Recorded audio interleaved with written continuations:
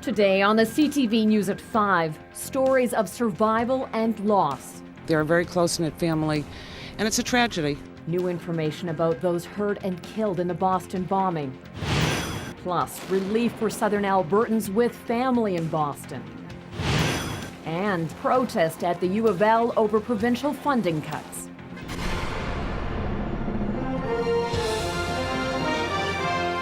CTV News with Jackie Scantlebury.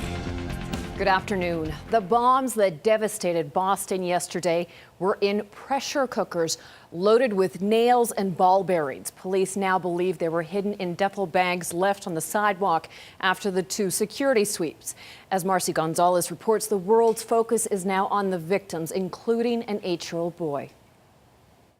The youngest of the three people killed, 8-year-old Martin Richard, standing with his family near the finish line of the Boston Marathon when one of the two bombs went off yesterday afternoon, just seconds apart.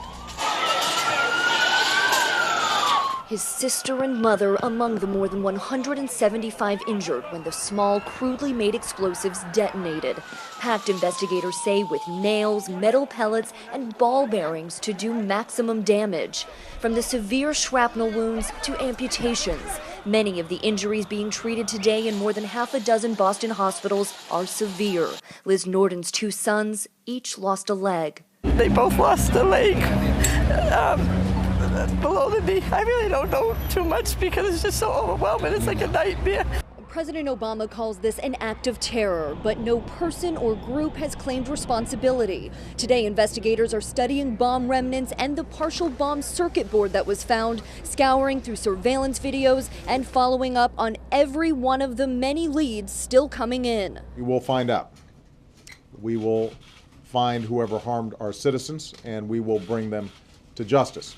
And as the nation awaits justice, flags across the country are now ordered at half-staff, honoring those whose sense of security was stolen along the sidelines and the others who lost so much more.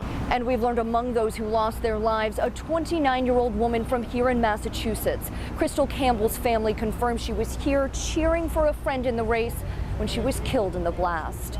Marcy Gonzalez, ABC News, Boston. Meanwhile, a sigh of relief in Lethbridge today, where there were a handful of Southern Albertans in Boston attending Monday's marathon. CTV spoke with a Lethbridge woman who had not one but two family members who were in close proximity to the explosions. Jeanette Roche reports. Erin Pinder spent most of Monday glued to her iPad. While here in Lethbridge, she was able to track her Aunt Tamara's progress in the Boston Marathon. When she crosses like the 5K, 10K, 15K. But several hours into the race, Pinder was attached to the internet for a different reason. It just said 2 explosions at the finish line of Boston, so then I tried to look into it a little bit more, and I texted my mom to find out if she had heard anything from her sisters, because my Aunt Tamara is there as well as my Aunt Deb is spectating, so I was more concerned about Deb because she would have been right in the area where the bombs went off. In fact, that's right where Deb Day Cameron was standing when her sister Tamara Day crossed the finish line about 35 minutes before the first explosion. That's Day in the white hat about 100 meters from the finish line. This picture was taken from the same side of the street where the bombs were planted. After news broke about the explosions, Pinder says it took about an hour to find out her aunts were okay. It was shocking, you just don't expect something like that. I didn't even know that she was done at that point when I got the message, so then I went back and checked and she had finished. Tamara Day is from Fort McLeod, but now lives in Airdrie. She says she had just finished the race and was walking to the family meeting area when she heard the blasts. The first one was definitely a big blast. They thought it could be thunder. It was really loud. We came back to our hotel and started watching the news, and we weren't even sure if we should leave our hotel. And we saw in the news that some of the hotels were evacuated and people were told not to go out in any public places, and restaurants were closing down. Tamara Day and her sister Deb won't be returning to Canada until Wednesday, but until then, she says they're just going to make the most of a once-in-a-lifetime trip that's now turned tragic. Jeanette Roche, CTV News, Lethbridge. No one from Canada was injured or killed in the attacks. However, there were a total of 3 runners from Lethbridge: Ryan Endersby, Karen Koenig, and Robert Turner, as well as a Coleman man, Alan Robinson. Now, indications are that they are all safe. The BC Coroner's Office has confirmed the identity of a woman found dead in a golf course retaining pond in Kimberley yesterday. 55-year-old Deborah Marie Blaze went missing on Sunday night. She was found dead Monday morning. Blaze was out walking her dog near a local golf course. Her family became worried after the dog returned home without her. Kimberley Search and Rescue and the Police Dog Service searched the area near the golf course before searching the pond, believing she may have fallen in. The 55-year-old woman was located in the pond on Monday. The pond was about 3 meters deep. We're learning more about a disturbing case of voyeurism at a Taber convenience store washroom. Police are asking for your help identifying this man. Last month, Taber police were contacted after a video recording device was discovered at a public bathroom located in a convenience store. The device captured hundreds and hundreds of pictures of people using the washroom and of this man. Police want to speak with him. They don't believe he's from the Taber community. He may be transient. Police aren't sure when the pictures were actually taken. Someone may have not properly set the date on the device. You may, if you have any information, please contact Taber Police, RCMP, or Crime Stoppers.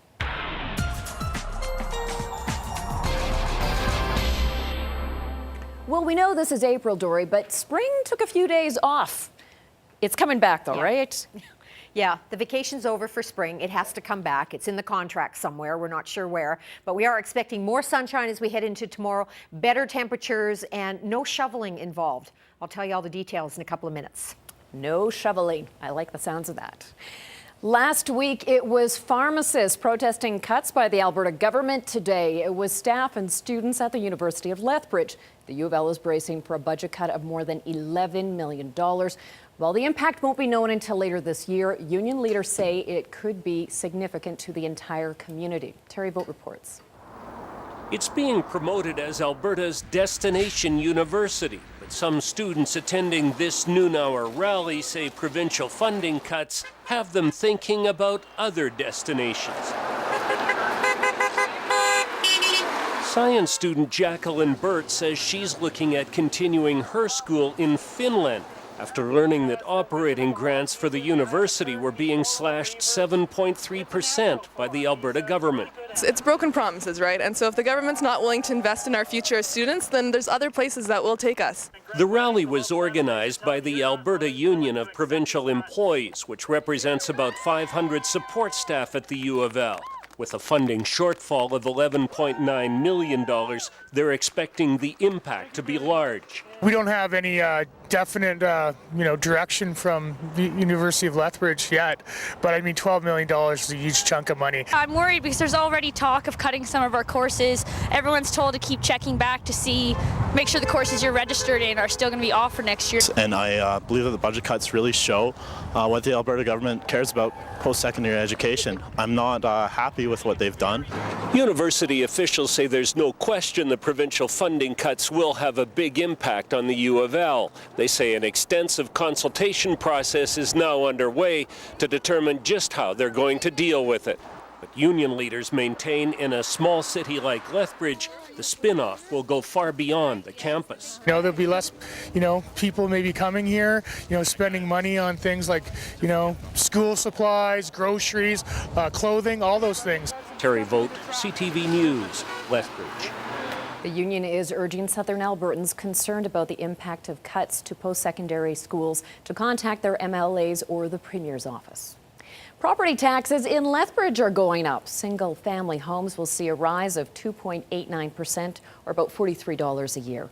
Commercial and industrial properties will feel the pinch as well, with 4.6% increase. The tax deadline this year is on June 30th, but will be accepting payments as late as July the 2nd.